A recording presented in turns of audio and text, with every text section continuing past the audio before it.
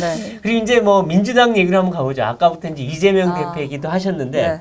자, 이재명 대표 영장이 의외로 기각이 됐습니다. 그러니까 일반 법조인들은 저 정도면 당연히 그 영장이 발부될 거라고 생각했는데, 결국 의원님이 말씀하신 대로 판사에 따라 다르다. 판사의 로또가 이재명한테 갔다. 라고 해석할 수 있겠는데, 이 판결 자체, 결정 자체에 대해서는 어떻게 보십니까?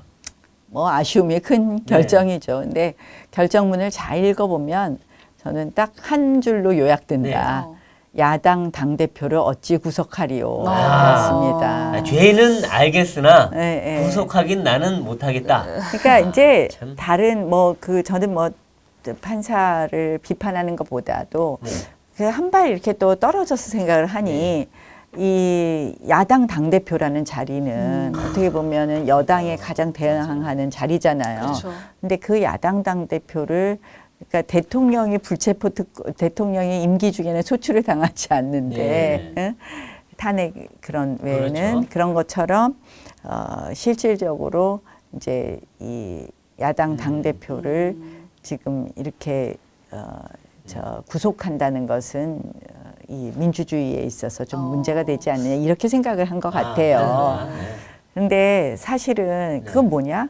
이재명 대표 의도대로 됐다거든요. 그렇죠, 맞아요. 의도대로 됐다예요. 본인이 당대표가 된 이유가 그거잖아요. 길을 쓰고 방탄용. 당대표가 됐죠. 네.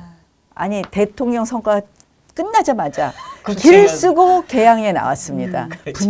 분당은 쳐다보지도 않고 그러니까 자기가 본인이 있던 지역은 성남시장이었지만 왜냐 분당은 어렵거든요. 아하. 분당은 우리가 원래 우세한 건데 그렇죠. 지난번에 선거를 맞아요. 잘못해서 떨어졌는데 그렇죠. 그러니까 길을 쓰고 개항을 가서 국회의원이 되더니 길을 쓰고 당대표가 됐어요. 그러니까요. 그래서 결국 이재명 대표 의도대로 되었다. 의도대로 돼버렸다. 그린 큰 그림대로. 그렇죠. 그렇죠. 흘러갔구나. 근데 결국, 추석 연휴 기간 동안에 그럼 이제 지역도 또 강서구도 뭐 동작구도 많이 다녀보셨을 거 아니에요. 그렇죠. 그럼 국민들, 주민들은 어떻게 생각할까? 그러면 야 이건 이재명이 죄가 없다는 거 아니냐라고 말하는 사람도 있을 거고 어떤 사람들은 아니다 판사가 판단을 잘못한 거다 한 분도 있을 거고 아니야 유죄는 맞는데 그냥 대표라서 안 한 거야 여러 가지 얘기가 있었을 거예요. 주로 사람들은 어떻게 보고 있나요? 이 믿고 사건? 싶은 대로 믿겠죠. 사람들 지지 그러니까 성향대로. 이제 민주당 쪽은 아이 그봐 뭐 별거 없는 거 아니야 무죄야 뭐 이렇게 얘기를 하는 거고 우리 쪽은 이제 문제가 있었다 영장 판결이 영장 결정이 이런 생각을 할 거고요. 근데 저희 그 다음에 당 지도부가 유권 무죄를 딱 들고 나왔더라고요. 네, 그래서 무죄. 그게 아마 그런 뜻 아닌가 네. 이렇게 보고요. 예. 사실 뭐 이제 긴 재판으로 들어가게 생겨서 네. 더 정치가 이재명 대표 하나로 볼모가 그렇죠. 잡힌다. 맞아요. 그래서 저는 이재명 대표 의도대로 됐는데 결국 결과는 뭐냐. 네. 우리 지금 뭐 단식으로 그동안 국회 스탑되었죠. 그렇죠. 그 전에도 계속 본인 사법 리스크로 국회가 이리 갔다 저리 갔다 하지 그렇죠. 않았습니까? 결국 이재명 대표한테 대한민국 정치는 완전히 볼모 잡혔다. 그렇죠. 이건 진짜 안타까운 네. 일입니다. 그러니까요. 그래서 그래서 아마 이게 다음 판결까지 나오려면 이게 6개월이 한참 걸릴지 걸리겠죠. 1년이 불구속 걸릴지 기소가 2년이 걸릴지. 됐는데. 그러니까 수많은 사람들은 다 구속이 됐는데 혼자 불구속이에요. 그러니까 24명이 구속됐는데 그렇죠. 본인만 빠졌어요. 정점에 있는 사람만. 그래서 사실은 결국 대한민국 정치가 건강하지 않게 되는데 결정적인 역할을 하고 있다. 앞으로 참 1년이 갈지 2년이 예, 갈지 계속 예. 비정상의 정상화가 되겠네요. 근데 이제 저는 민주당에 두 가지 문제점이 네. 있다고 생각을 하는데요. 첫 번째는 뭐 최근에 우리가 이제 헌법을 바로 세우고 역사를 바로 세우는 일을 하는데요. 586 운동권의 이 지배를 받는 민주당, 586 운동권의 역사관, 586 운동권의 가치 이런 부분의 시작은 대한민국의 정부의 정통성을 부정하는 데서 시작합니다. 우리한테 친일파라고 하는 게 그런 네, 이유예요. 그렇죠. 그냥 밑도 그렇죠. 끝도 맞아요. 없이. 네. 결국 대한민국 정부의 정통성을 부정하는 이 586 세력들이 이 지배하는 민주당이 좀 청산되어야 된다. 586 운동권. 그분들이 뭐 이 친일파만 공격하면 좋은데 성향이 친북, 친중이에요. 그러니까 그래서 친일파라고 우리를 씌우는 겁니다. 그러니까 자기들이 자꾸 네. 이상한 성향을 갖고 있는데 네. 그걸 숨기려는 것 같아요. 네, 그렇죠. 그러니까 결국은 뭐 지난 정부 때 종전 선언을 하려고 했던 네. 것, 헌법에서 자유민주주의의 자유를 삭제하려다가 교과서에서 자유민주주의의 자유를 삭제했던 것, 이런 게 다 일관된 맥이거든요. 네. 결국 정율성을 갖다가 그렇게 그러니까요. 앞세운 거. 저는 사실 2018년에 이미 그걸 비판했습니다. 그러셨군요. 그러니까 그때 문재인 대통령이 중국에 방문해서 제일 먼저 만난 독립운동가의 후손이 누구냐? 네. 정율성의 손녀였습니다. 맞습니다. 제가 그걸 보고 이건 무슨 황당했죠. 일이냐. 네. 그리고 그때 찾아보니까 광주에 정율성 로가 있는 거예요. 네. 그러면 586 운동권의 역사관이 그때로 끝나는 것이 아니라 그러면 사실 교육감 선거가 일종의 교육감 선거를 하기 시작한 2010년 이후부터 실질적으로 교육 자치가 지방마다 심한 정도를 넘어섰거든요. 그러니까 뭐 광주 교육감의 부교재를 보면 뭐 전투기 몇 대 안 사면 우리 모두 무상급식 할 수 있어요. 뭐 이런 게 부교재의 내용입니다. 네. 그러니까 정율성 롤을 바라본 광주 시민들은 어땠을까? 그런 교육을 받은 분들은 어땠을까? 그러면 그러한 586 운동권 역사관이 이어질 수 있는 거죠. 그렇죠. 그래서 굉장히 제가 우려했던 부분인데 네. 저는 정말 지금 윤 정부에서 잘하는 것 중에 하나가 이러한 것을 회복하는 거라고 그렇죠, 생각을 하는데요. 그렇죠. 그래서 그게 건강하게 같이 되려면 민주당이 바뀌어야 된다. 그렇죠. 그래서 첫 번째 그거고요. 또 하나는 민주당의 이 부도덕과 비리의 문제입니다. 그렇죠. 그러니까 내로남불이라고 해야 되나. 본인들은 그렇게 하면서 남들 보고 오히려 네. 계속 비판했는데 보수가 부패했다 했는데 결국 이게 이제 그러니까 자기들이 만천하에 너무 웃겼어요. 만천하에 드러나는 거죠. 그런데도 아니라고 해요. 그냥 딴데 네, 쳐다보고 네. 있는 거 아니에요. 그래서 이제 이재명 부분을 사실은 이재명 당대표분을 민주당에서 정리를 해줘야 되는데 뭐 이재명 당대표가 이제 오히려 지금 친명들이 기세가 등등하죠. 그렇죠. 네, 네. 지금 뭐 대표 팔아먹은 뭐라 그랬더라? 뭐 하여간은 몸을 네. 제거해야 된다. 뭐 이렇게. 배구노, 뭐 배신자, 뭐. 그래서 사실은 이재명 대표 영장 기각이 네. 미치는 영향이 굉장히 크다. 그거는 그렇죠. 단순히 뭐 이재명 대표를 미워하고 안 미워하고 뭐 이런 문제가 아니라 죄가 네. 있고 없고에 대한 논의가 아니라 대한민국 정치가 건강해질 수 있는 기회가 늦춰지고 있다. 그렇죠. 그래서 사실은 굉장히 걱정이에요. 그러니까 이제 68년 전통의 민주당이 그렇죠. 올해로 69년째인데 아니 이 정당이 이재명 개인 사당이 돼버렸어요. 그러니까 이전의 민주당은 물론 운동권도 있었고 그 전에 DJ를 비롯한 민주화 세력도 있었고 뿌리가 여러 가지가 있지만 근데 이렇게까지 비정상은 아니었어요. 그렇죠. 네. 비리가 아니라고 하고 조국의 파렴치가 나오고 근데 이런 정당이 그러니까 이거 68년 전통의 정당이 완전히 이재명 당화 돼버리는 야 이게 앞으로도 1년이 갈지 이렇게 되면 우리나라 헌정은 어떻게 될까 정말 걱정스럽습니다. 네, 그렇습니다. 그러니까 조국 사건에서도 분명히 이 이재명의 부정 비리도 분명히 이제 한 줄로 요약할 거예요. 뭔가 잘못 나온 거. 지금 위증교사 같은 건 빼도 네. 박도 못 하잖아요. 그거 하나로 뭐 그거 하나 한 것 같고 뭐 이런 식으로 나갈 거예요. 그렇죠. 그러니까 지금 또 꼬리 자르겠죠.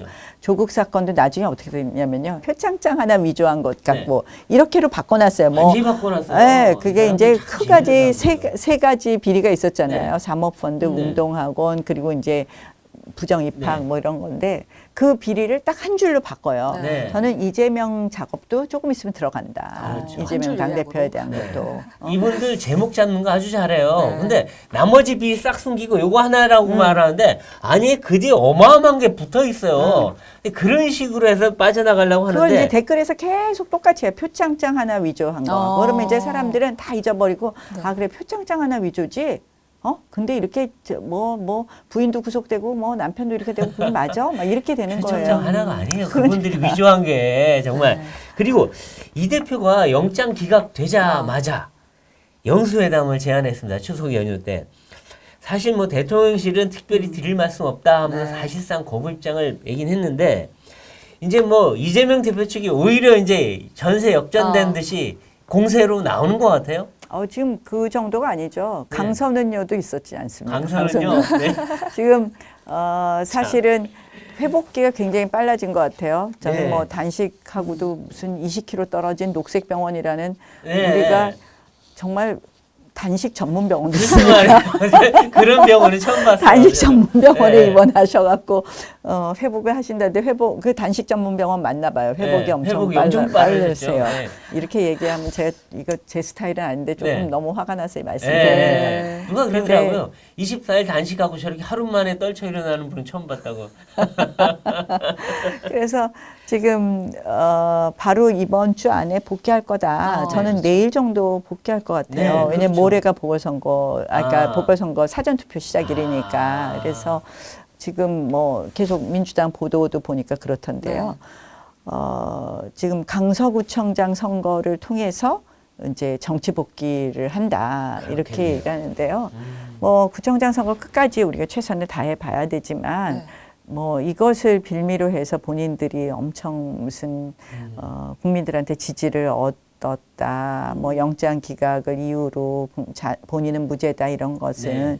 정말 우리가 참 뭐라 해야 되나 너무 또 단어를 세게 쓰기는 그렇고 네. 참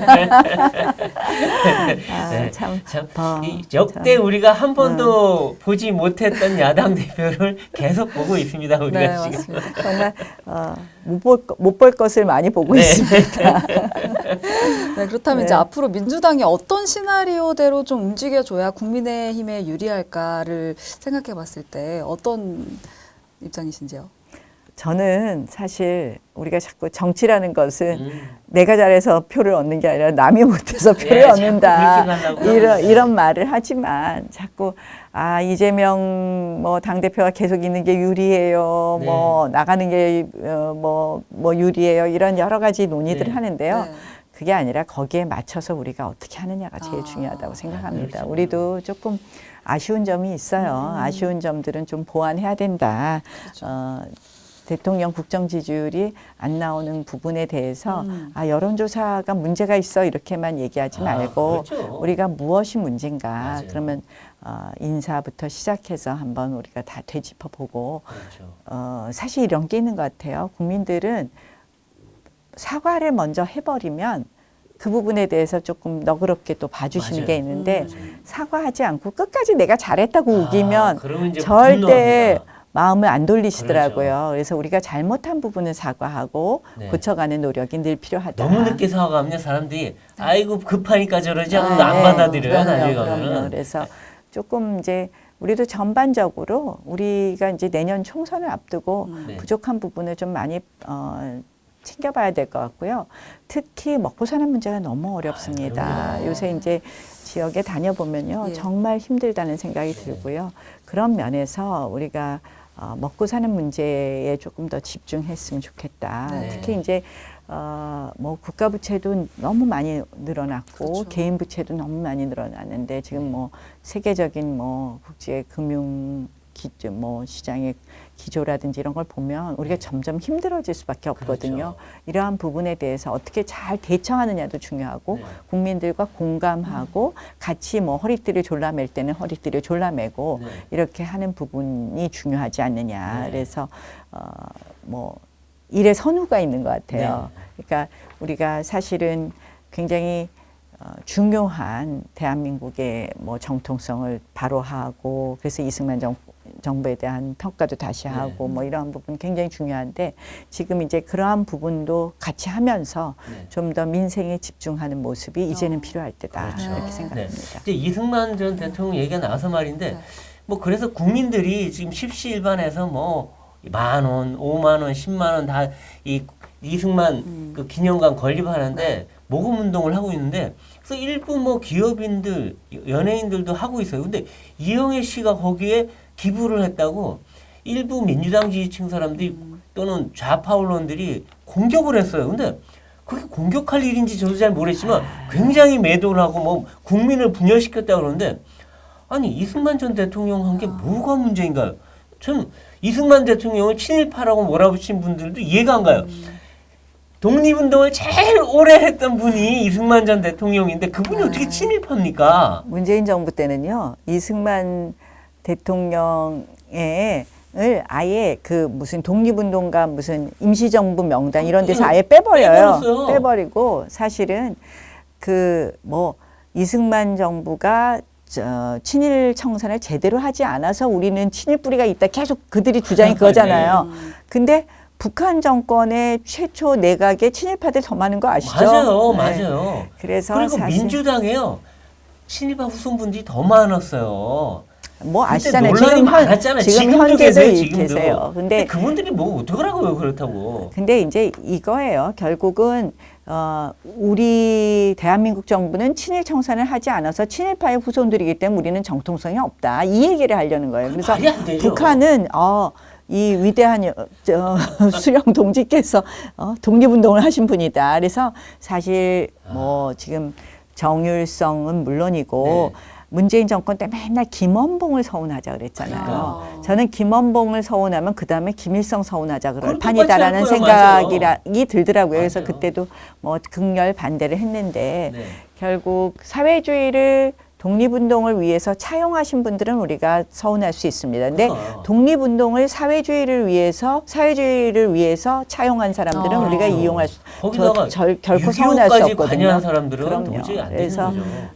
그래서 이제 이승만 대통령에 대해서 절하한 이유는 딱 그거라고 생각을 그렇죠. 합니다. 네. 한마디로 남북 단일 정부를 만들지 못했고 네. 남북 단일 정부를 만들었으면 소비에트가 그 당시에 동구권을 다 공산화시켰잖아요. 네. 위성 정부 하나 만들고 그다음 공산화시킵니다. 네. 우리도 그렇게 될 확률이 있었는데 네. 이승만 대통령께서 제일 잘하신 게 남한만이라도 선거를 해서 정부를 수립하고 자유민주주의 체제를 네. 도입했다는 거고요. 두 번째 잘한 거는 1953년에 한미상호방위조약을 체결해서 주한미군을 주둔하게 네. 한 거라고 생각을 합니다. 그래서 당연히 저희가 다시 평가를 해야 되고요. 네. 기념관 다시 지어드려야 되고요.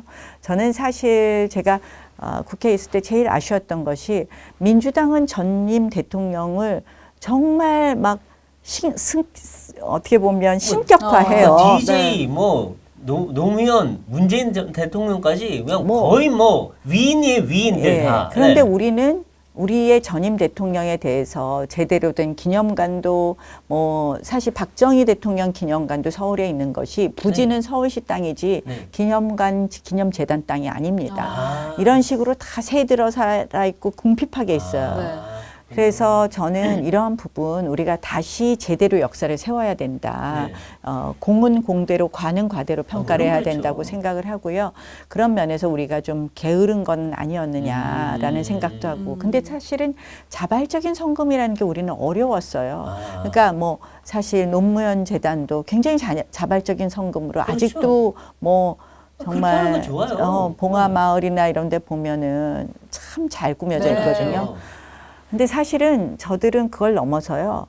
박원순 전 시장 다큐까지 정말 만들어서. 다큐를 만드는 것은 물론이고요. 다행히 그래도 금지 가처분이 법원에서, 나왔는데 네. 상영 금지 가처분이 나왔는데 그 문제가 아니라 한밤중에 몰래 무슨 민주화 민주열사에다가. 묘지에다가 이장한 거 아시죠? 네, 저는 만약에 우리 쪽에서 그런 일이 있었다. 네. 데모하고 난리 났을 파묘하라고 또 거예요. 난리야, 예. 근데 파묘하라고. 지금 네. 그 당시에 그래서 백선엽 장군이 사실은 그래서 대전으로 가신 거였거든요. 파묘당할 뻔했다니까요. 근데 지금 우리는 그냥 비판하는 기사 몇 번 나오고 그냥 끝이거든요. 글쎄 말이야, 그 참. 박원순 전 시장의 피해자는 어떤 입장일까? 글쎄 제가 말이야. 사실 그렇죠. 김 변호사랑 네. 가끔 이야기를 나누는데요. 참 안타깝다는 생각이 그러니까요. 듭니다. 그러니까 저쪽의 그 프로파간다는 참 대단해요. 이쪽은 깎아내리고 이쪽은 침뱉고 여기는 위인화시키고 하는데 물론 그 사람의 업적을 잘 기려서 하자는 거 좋은 건데 너무 자세가 다르니까 그게 참 그러니까 그런 면에서는 보수 진영도 어느 정도의 또 이런 다시 재평가하는 운동은 의미가 있지 않은가 하는 생각이 네, 듭니다. 그럼요. 재평가 당연히 해야 됩니다. 네. 사실 제가 이제 원내대표 할 때 제일 원내대표 하기 전에도 그렇고 문재인 정권 때 제일 제가 신경 썼던 것 중에 하나가 종전선언 할까 봐 걱정했었습니다. 그래서 사실은 판문점 선언을 하자마자 저는 그날 판문점 선언을 딱 읽어보는 순간 이거 종전선언 하겠구나 하고 너무 놀래갖고 네. 그때는 사실 사실 국민들이 다 좋아하시고 보수 언론까지도 막 엄청 좋아하는 거예요. 근데 읽어보니까 저는 이거 종전선언하겠다는데 그래서 제가 그때 바로 미국을 갔어요. 근데 제가 그렇죠, 그렇죠. 예. 아무런 당직도 아무런 국회직도 없는데 의원 외교로는 이걸 못 풀겠더라고요. 그래서 제가 너무 아쉬웠어. 너무 걱정이 돼서 혈혈단신 정말 미국을 네. 가서요. 그때 누구를 만났냐면 존 볼튼 국가안보보좌관을 만났습니다. 네. 근데 사실은 안 만나주죠. 보통 그렇죠, 보통 안 만나주는데 개인 대 개인. 저를 만나줬어요. 네. 그때 정의용 국가안보실장이 와 있는데도 저를 만나줘서 제가 그때 이 종전선언의 이 판문점 선언에 대한 법 해석은 당연히 그분도 똑같이 저랑 할 것 같은데 네. 트럼프 대통령의 귀를 잡아야 되잖아요. 그래서 제가 우리는 아직도 한미동맹을 중요시하는 절반의 국민이 있고 우리가 정권 교체할 것이다. 네. 그러니까 문재인 정권의 얘가 너희들이 이 문재인 정권 때 이걸 해서는 역사의 죄가 된다. 그리고 문재인 정권이 그 자유민주주의의 자유를 삭제하려고 했던 이야기를 그렇죠. 해줬어요. 맞아요. 네. 개헌까지 하려고 그랬어요. 네, 그랬더니 그리고 이제 교과서는 바꿨다 네, 했더니 교과서도 바꾸려고. 정말 놀라더라고요. 어떻게 보면 저로서는 제가 그때 할 수 있었던 일을 네. 그래서 사실 볼튼하고 그 이후로 또 계속 교감을 한 얘기가 좀 있는데요. 네. 제가 뭐 자세히는 말씀을 더 이상 안 드리겠지만 네.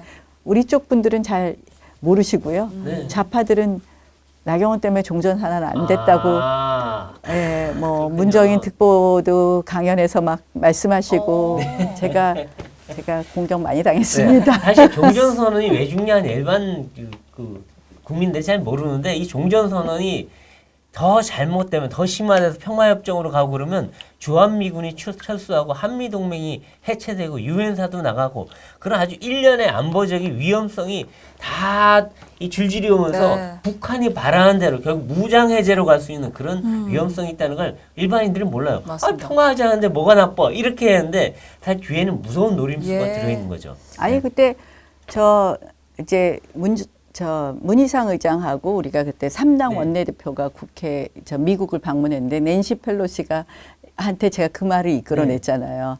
아니 결국 남북 군사합의 9.19 남북 군사합의는 대한민국만 무장해제한 거 아닙니까? 맞아요. 하고 낸시 펠로시가 네. 그때 말씀을 맞아요. 하셨죠. 맞아요. 네. 우리가 더 내용도 훨씬 불리한 내용을 다 받아줬어요. 결국 문재인 대통령이 네. 평양 가서 사진 한번 찍으려고 참 여러 가지 일이 있었다는 거 아닌가라는 평가가 많습니다. 네. 네.